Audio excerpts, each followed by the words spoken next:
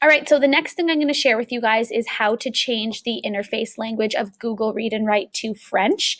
And so when Google Read and Write first came out, a lot of teachers in our board, especially immersion teachers, were really happy to see this tool come out because it gave them, something to use in the French environment to really support students' independent language learning.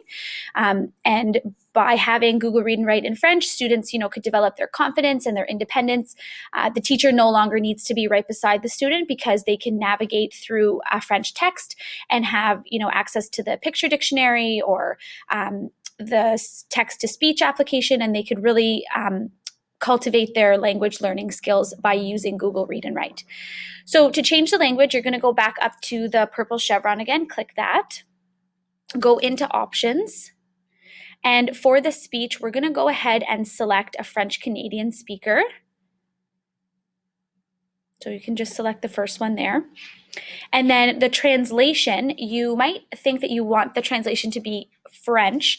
However, if students are reading a French text, you want the translation to actually be in English for them so that they can define words in their L1 language.